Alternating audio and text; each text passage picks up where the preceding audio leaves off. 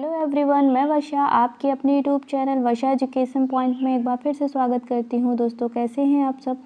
आशा करते हूं स्वस्थ होंगे, अच्छे होंगे, आप लोग की स्टडी अच्छी चल रही होगी। तो दोस्तों, हम लोग अपने महत्वपूर्ण प्रश्नोत्तरी की श्रृंखला को आगे बढ़ाते हुए प्रश्नों को सॉल्व करते हैं। आज का पहला प्रश्न है, कवि और कविता का नाम इसमें बताना है। ठीक है, कवि कौन है और उसकी कविता का नाम क्या है। तो ठीक है,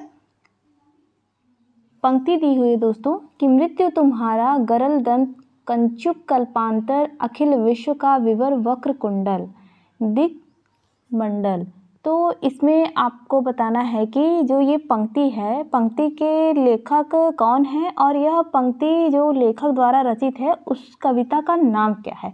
ठीक है, यह पंक्ति किस कविता से उद्धृत हुई है, तो ये चीज़ इसमें बताना है प्रश्न में। तो ठीक है, चौथा वाला ऑप्शन भी मैं ऊपर कर दे रही हूँ, स्क्रीन पे दिखेगा।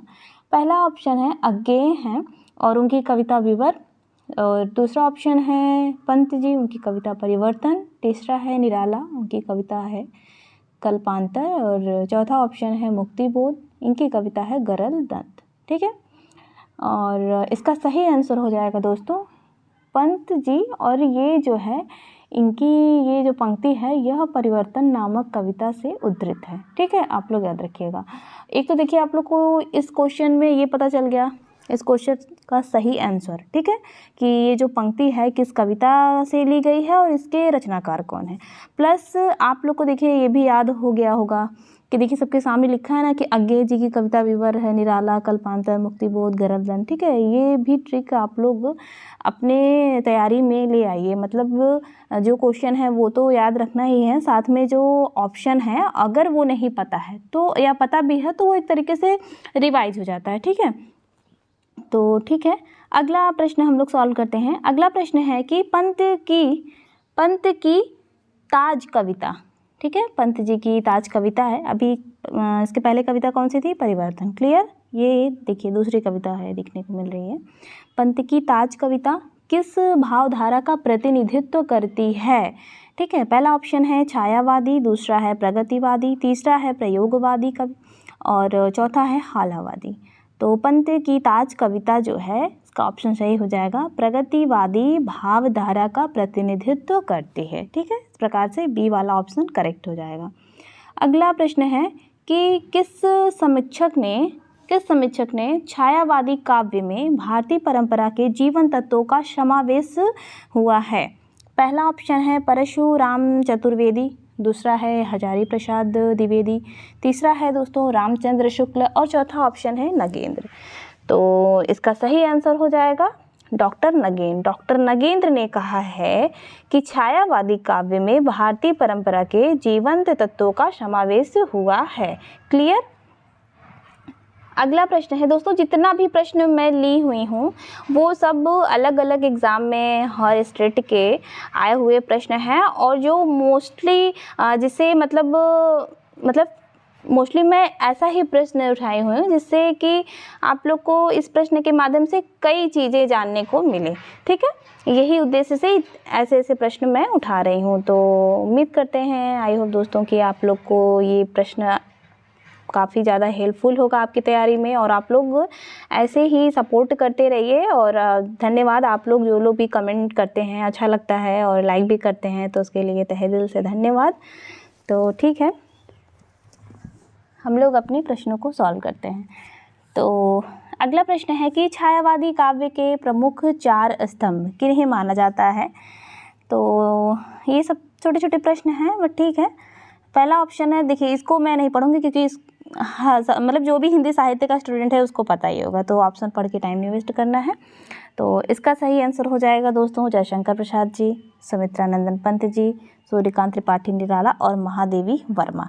ठीक है, ये जो है छायावाद के जो है 4 स्तंभ हैं, और इन्हें ही जो है मतलब वृहत त्रयी भी कहा जाता है। छायावाद के अगर आ जाए कि वृहत त्रयी कौन है, क्योंकि दोस्तों ये 2 क्वेश्चन बनते हैं, छायावाद के कि वृहत त्रयी पूछ देगा या फिर 4 स्तंभ पूछ देगा, और एक प्रश्न पूछता है कि छायावाद के लघु त्रयी कौन है। तो उसमें वर्मा जी हैं, 3 वर्मा जी हैं, महादेवी वर्मा, राम कुमार वर्मा और भगवती चरण वर्मा।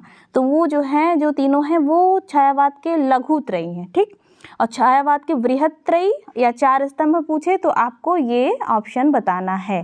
ठीक है, अगला प्रश्न है जो है कविता से संबंधित है, इसमें मिलान के लिए दिया हुआ है।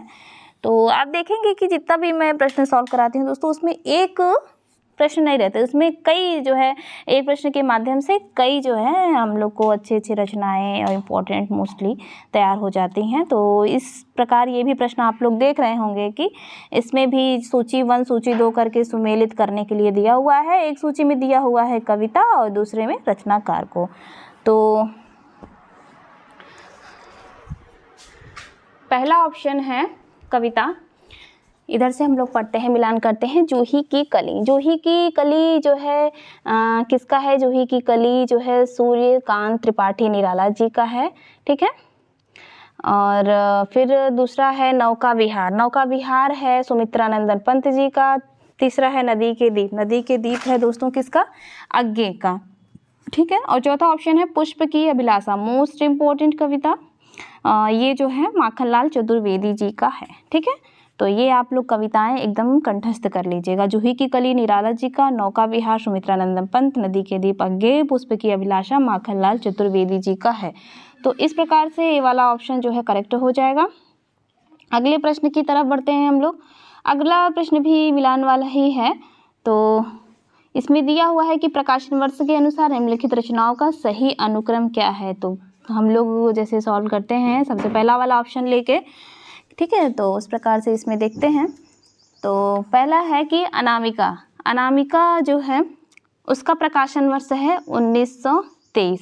पर मैं क्लियर कर दूं, फिर से लिखते हैं 1923। ठीक है, तो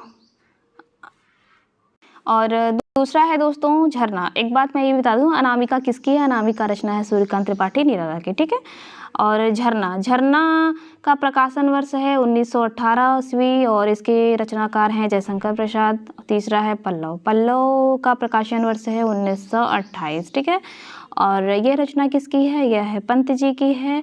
और चौथा है दोस्तों निहार, निहार का प्रकाशन वर्ष है 1930। ये किसकी रचना है? ये महादेवी वर्मा जी की रचना है। तो ठीक है, अब हम लोग मिलान करते हैं। तो सबसे पहले 1918 झरना आएगा, फिर अनामिका 1923, पल्लव 1928, निहार 1930। इस प्रकार सी वाला ऑप्शन करेक्ट हो जाएगा। क्लियर? अगले प्रश्न की तरफ बढ़ते हैं हम लोग। इसमें भी प्रकाशन वर्ष के अनुसार मिलाना है। ये सभी रचनाएं जयशंकर प्रसाद जी की हैं।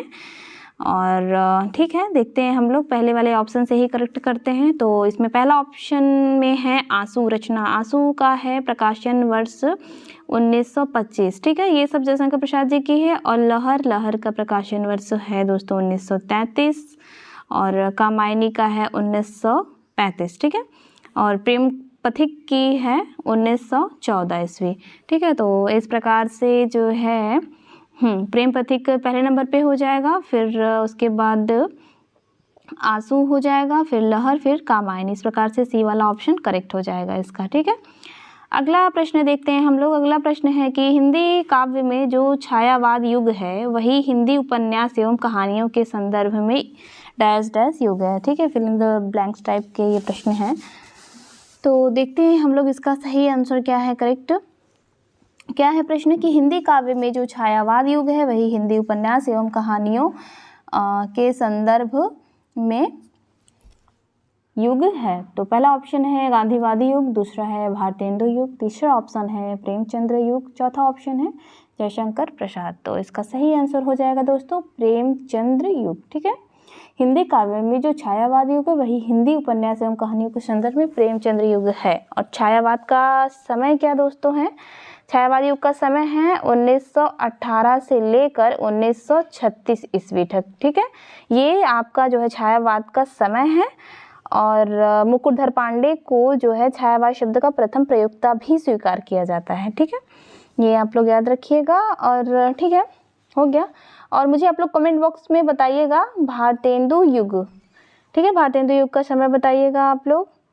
और एक बात मैं बता दूं, आप लोग सब लोग कमेंट किया कीजिए, बताइए। सिर्फ एक ही स्टूडेंट हैं, स्टूडेंट क्या प्रिय मित्र ही हैं, हम सब बराबर ही हैं, पढ़ाई कर रहे हैं। तो ठीक है, बस वही कमेंट करती हैं रेखा शर्मा जी। और आप लोग भी कमेंट कीजिए जो भी मैं प्रश्न पूछती हूँ। बस ठीक है, कमेंट किया कीजिए दोस्तों, तभी तो लगेगा फीडबैक, क्योंकि अब ये तो ऑनलाइन ही क्लास है, ऑफलाइन तो है नहीं, ऐसे कम्युनिकेशन हो रहा है, आप बैठे हैं और हम हैं। हाँ, अब ऐसे आप अपने होने का भी तो कुछ प्रमाण दीजिए, तो कमेंट बॉक्स में दीजिए वो चीज़ें, ठीक है। तो आप लोग बताइएगा भारतेंदु युग का समय, ठीक। अब अगला प्रश्न है कि सबका निचोड़ लेकर तुम सुख से सुखे जीवन में बरसो प्रभात हिमकन सा आंसू इस विश्व सदन में।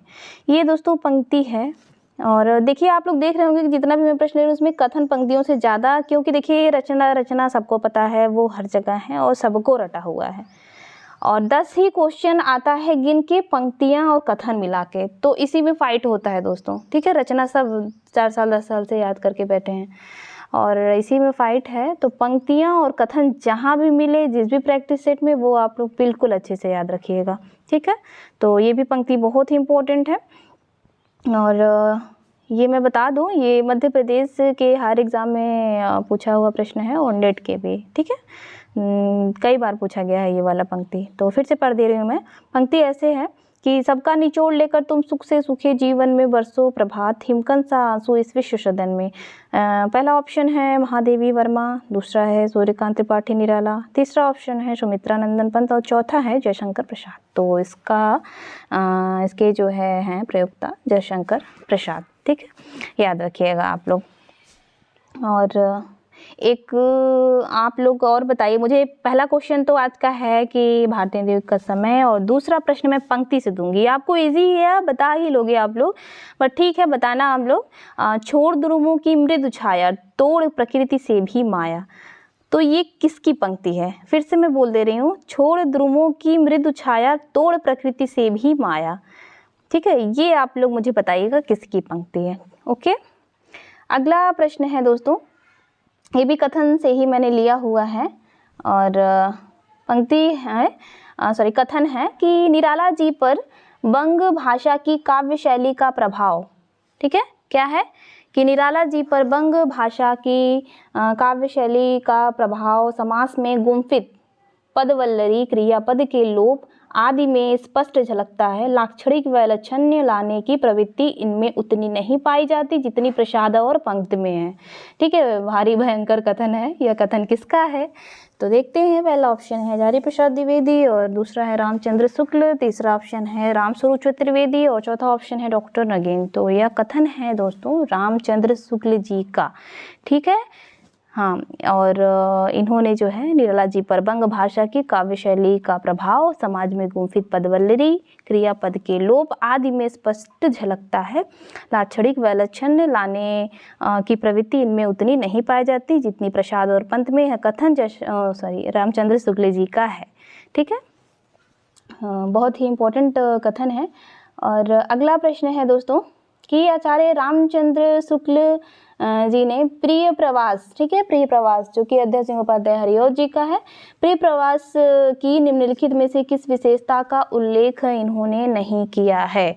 आचार्य रामचंद्र शुक्ल जी ने प्रिय प्रवास रचना है दोस्तों कि मैं बता दूं हरिऔध जी की है, और मैंने ये हरिऔध जी का एक अलग से वीडियो मैंने बनाया हुआ है, और प्रिय प्रवास के बारे में बहुत मतलब यहाँ से भी प्रश्न बनता है, इस पे जो पुरस्कार उनको प्राप्त हुआ, कितने सर्ग हैं, क्या है, ठीक है, तो सब कुछ है। ये भी अच्छी मतलब रचना है, यहाँ से एग्जाम के पॉइंट ऑफ व्यू से अच्छे प्रश्न बनते हैं।